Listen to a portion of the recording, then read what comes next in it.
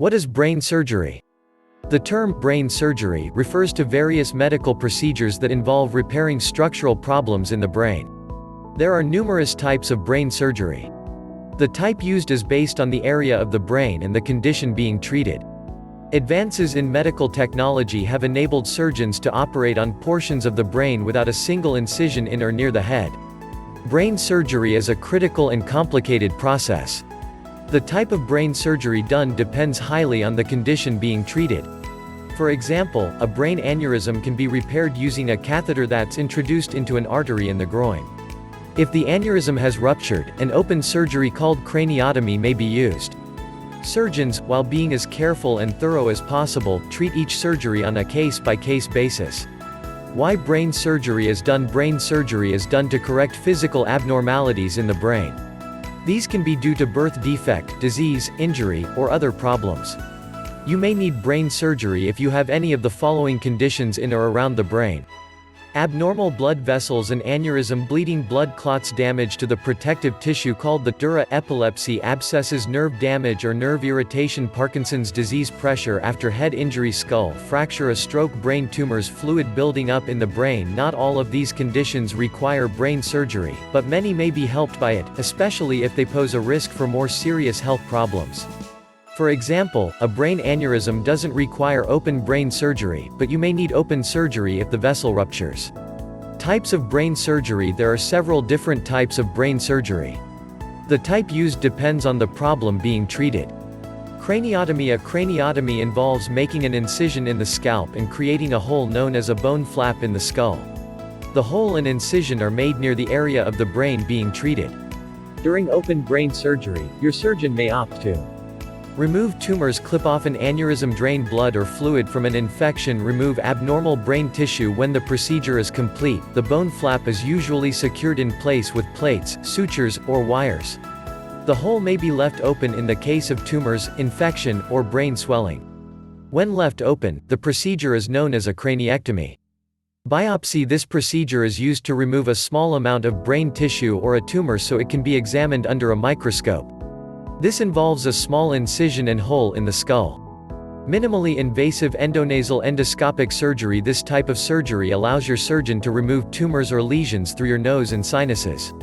It allows them to access parts of your brain without making an incision. The procedure involves the use of an endoscope, which is a telescopic device equipped with lights and a camera so the surgeon can see where they're working.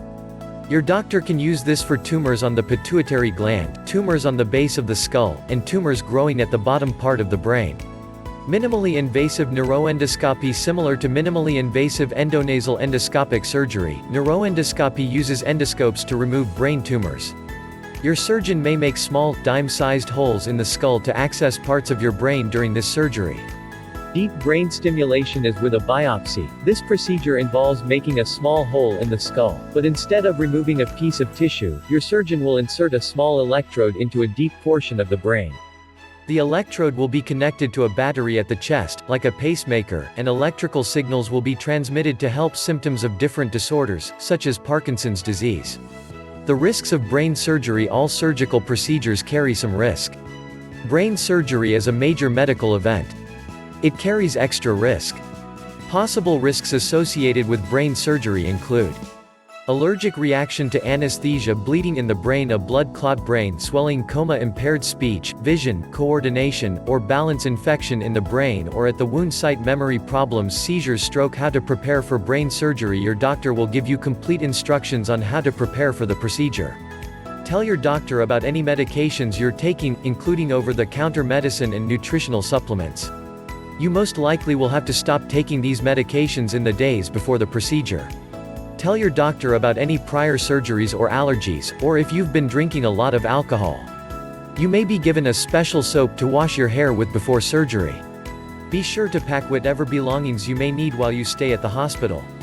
Finding a doctor for brain surgery: looking for doctors with the most experience performing brain surgery? Use the doctor search tool below, powered by our partner Amino.